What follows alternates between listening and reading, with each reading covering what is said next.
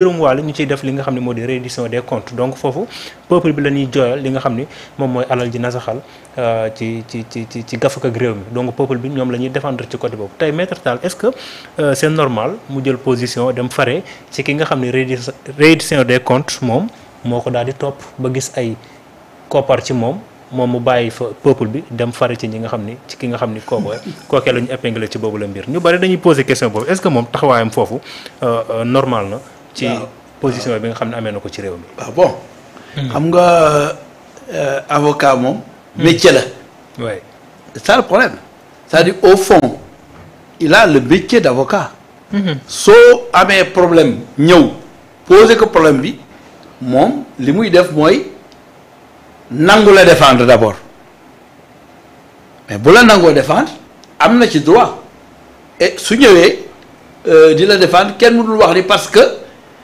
peuple bi la ñuy plaider wala alalu peuple bi la ñu jël que moom warul fare foofu man je veux pas un avocat par exemple bu mel na suñu xarit Maître El Hadji Diouf nga xam ne soo ko gisee toujours mi ngi défendre lu nga xam ne véritablement c'est l'indéfendable moom fii Wally Seck da ko jël mais il a le droit d'aller défendre Wally Seck. Mais il est député du peuple. Et puis,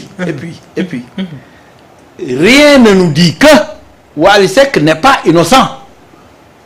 wax naa la que léegi su fekkee ni moom dafa ñëw expliquer que loo xam ni ñun xamuñu ko moom Maître Tall xam ni Wally Seck bi il est innocent te ñu ngi koy teg ay affaires yu nga xam ni man mën naa ko ci génne mais là c'est un devoir et waxuma le devoir mais mën na nekk sax tuyaaba bu muy am ci feeñal dëgg.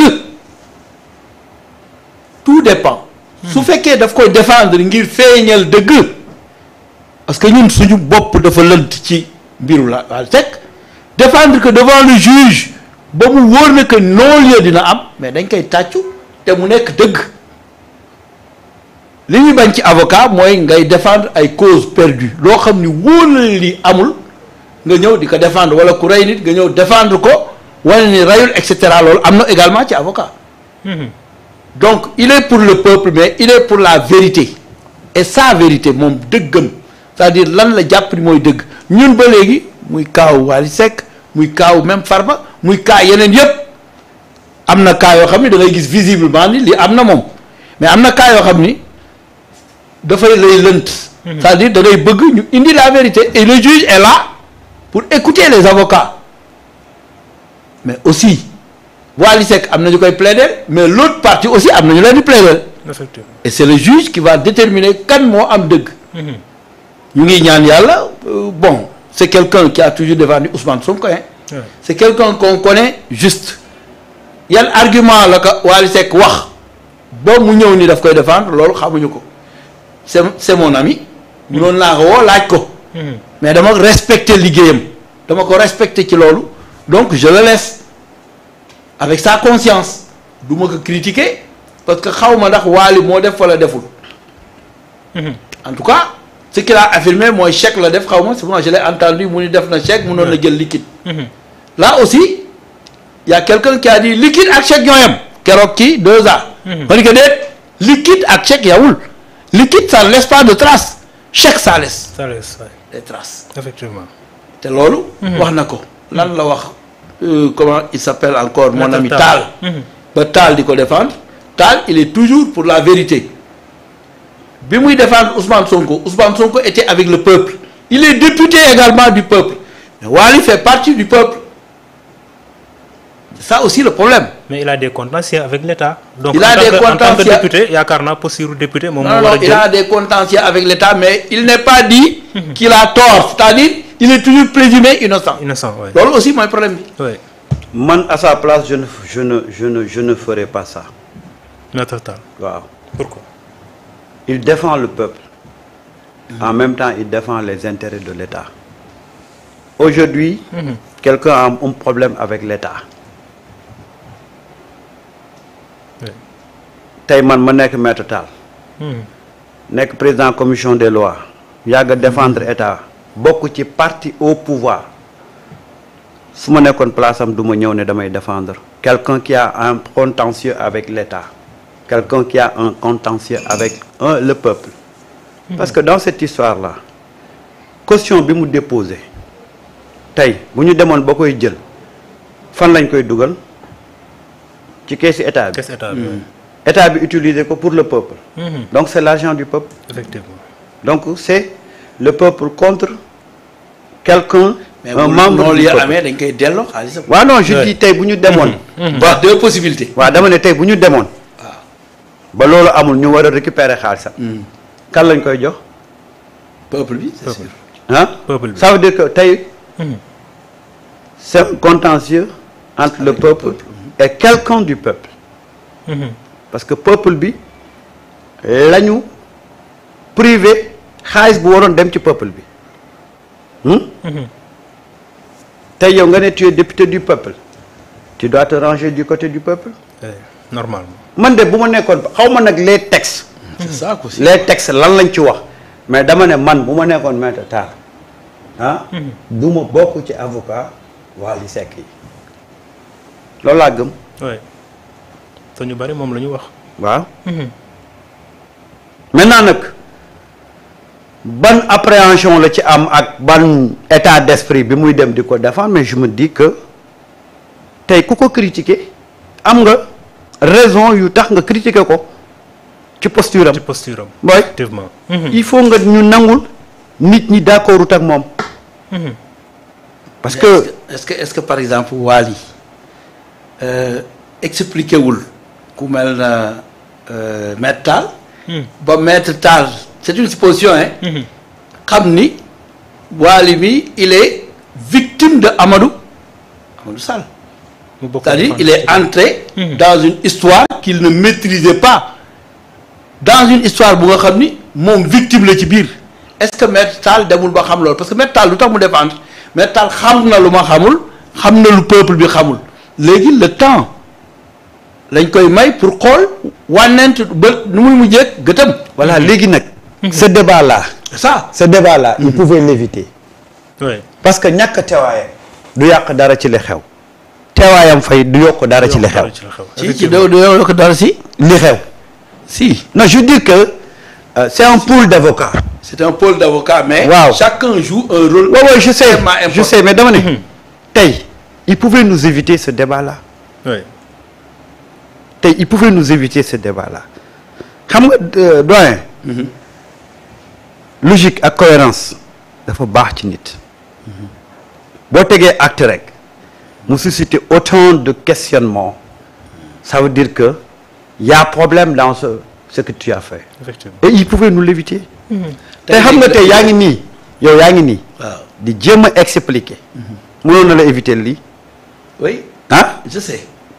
encore que tu n'es pas encore que convaincre ma ci say explication mais mënoon na la noppal ci lii. non je cherche pas à convaincre. j'explique tout simplement les damay expliquer.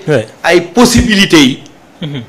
ay possibilités tey ñu ngi wax way Maître Tall tey mënoon nañ teg ba sa yàgg ñu woo Birame Khoudia Lo par exemple pôle judiciaire léegi bu ñu ma woowoon pôle judiciaire Maître Tall bu ma ko sollicité su ma défendre qu'est-ce qu'on va dire dañuy wax Birame est contre l'État donc Maître Tall n'a pas le droit de défendre Birame parce que Maître Tall mi ngi ci comment ça s'appelle Assemblée nationale non. mais avec sa posture de député mën nañu wax loolu. non quelqu'un qui est en face de l'État. s'il a un ami qui est dans des difficultés mais s'il a des compétences yu ko mën a dimbali mais il met ses compétences à la disposition de l'ami. maintenant au risque de créer cette discussion là. mais il prend ce risque là. waaw mais xam nga yow instant bi yëpp yaa ngi teg ay hypothèses. waaw ay hypothèses laay teg. mais mënoon na noppal ci hypothèses yi. loolu laa wax bon bien sûr. bu fa nekkutoon. loolu laa mujj wax. bu fa nekkutoon. yow doo nekk fii di door ay hypothèses. oui ah. xam nga tey li mu teg n'importe qui peut interpréter jusqu'à extrapoler. effectivement. parce que gis nga am na acte yoo xam ne boo ko tegee acte yoo xam ne boo ko tegee loolu la ci fekk rek yow oui parce que c'était pas une urgence wala mu nekk lu une obligation pour que mu nekk ci pôle d'avocat yi. et il pouvait mettre à l'aise moom ci boppam et tous ces gens-là qui sont avec lui. Tey Birame est en train de poser beaucoup d'hypothèses pour expliquer. Non. Et il est tellement fatigué dans. Non, je suis en train de réfléchir à chaque fois. waaw mais il pouvait mënoon na la éviter lii. ku mel na sentif moom yombul kenn te ku mel na Amadou Sall am na affaire ak ku ne hypothèse boobu laay xalaat nee naa la Amadou Sall fu mu mos a dugg dañ ko tijjil buntu supposons aujourd'hui mu am kilifa diine boo xam ni sentif woo na ko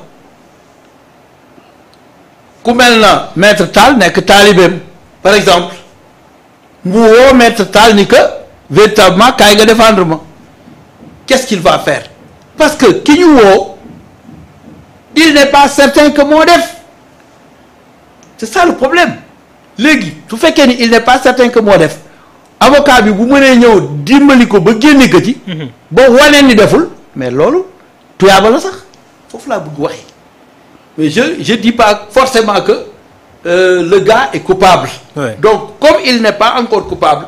On est en train de chercher la vérité dëgg la ñuy wut mais mën na ñëw participer ci dëgg googu te xam naa ni boo ko gisee fii mu dugg looloo tax mu taxaw fa. non mais loolu wóorul. tey si toutefois Wally nekkoon coupable moom maître Tall am lu muy wax. bref en tant que député il va s'expliquer dina am tort. doyen est-ce que explication bi dina doy peuple bi. doyen oui doyen Samba. doyen li nga wax ni man d'accord ma. je suis pas. de doyen. le défenseur de maître Tall. non bien que qu'il soit bon ami. Ouais, mais je vous dis. oui. il cherche pas la vérité du peuple. Il cherche une vérité pour Wally. Non, la vérité en général. Non, je veux dire quand il y a une seule vérité. Non, quand tu défends ton client. Tu cherches la vérité pour ton client. Quand même. Mais cette vérité qui est valable pour ton client ne peut ne pas être valable pour le peuple. Mais l'essentiel mooy ne sa peuple ne sa client génn ci problème. Effectivement. Dans ces deux vérités. Logiquement, c'est ça le rôle d'un avocat. Logiquement, c'est ça le rôle d'un avocat. Ouais, mais il y a une seule vérité. Vérité boobu nag moom la Maître Tall di wut peut-être. Mais avec incertitude. Bien sûr. Dans le monde, on est dans l'incertain. Hein? Parfois les gens nit ñi dañuy gëm loo xam ni parfois loolu amul ah. loolu dafa bëri. Effectivement. dafa bëri. Le monde même est incertain maa ngi koy wax ci fi may bindee. Nous vivons un monde VUCA. Volatile, incertain, complexe et ambigu. Donc lu ne mën na am. Retournement de situation bu ne mën na am. Donc monde boobu boo fay dund da ngay dem ak prudence. C'est ça que je dis. Oui, d'accord. moo tax nag gis nga xam nga tey. En tout cas c'est un peu compliqué. xam nga tey ñii ñu ngi naan je suis d'accord ñii ñu ngi naan je ne suis pas d'accord et y a et puis. bu fekkoon ne xam nga bu fekkoon ne nii la ñuy poser débat bi. ça ne pose pas problème. mais dama ne la tey demal dans les réseaux sociaux. les éléments de Pastef sont obligés encore de monter au créneau pour organiser une fois encore benn riposte pour kenn. et ça mënoon nañu ko éviter. oui. ah. mënoon nañu ko éviter Maître Tall mënoon na ko éviter. Effectivement. parce que les gens beaucoup de gens. par exemple man bi ma déggee. oui. ñu ni Maître Tall mi ngi ci pôle avocat yi dama ne comme man xam naa Maître Tall ci dëgg. est-ce que du le Wally là il est innocent. tout loolu laa jëkk wax. déjà. oui. déjà. parce que donc ba tey ñu ngi li nga xamee mooy dëgg oui. déjà donc suivons jusqu'au bout. déjà. nañu dem ba ci fin bi rek. xam nga déjà yow. le fait que nga dégg ko ci biir rek. kese. yaa ngi commencé jox waa ni waa yaa ngi commencé jox waa dëgg ci dëgg. est-ce qu'il n'est pas victime de Amadou Sall. waa parce que lu jiit njaaga. exactement Macky Sall mooy njaag. waa pour boucler. et njaag boobu. moo jur doomam. doomam nekk njaag. waa léegi yow xam nga ni nga ko xalaatee. tey nit mën na xalaat ne. Maître Tall dafa dugg ci dossier bi en tant que quelqu'un du membre du parti au pouvoir. pour influencer le dossier. effectivement nit mën na ko xalaat. non oui mais il peut pas influencer le dossier. waaw non loolu yow yaa ko wax. mais dama ne la actuellement je suis en train de. nit mën na xalaat xam nga nit mën na xalaat lu nekk. tout à fait nit mën na xalaat ni asamaan si tey lay daanu. taxut a daanu. voilà loolu laa la wax dama ne. tout ce qui peut installer des polémiques te mën ñàkk. nañ ko ñàkkal. effectivement man foofu rek laay waxee. surtout koo xam ne dañ laa xamee ci parti bi nekk au pouvoir. et ça surtout interpelle loolu. sa conscience moom.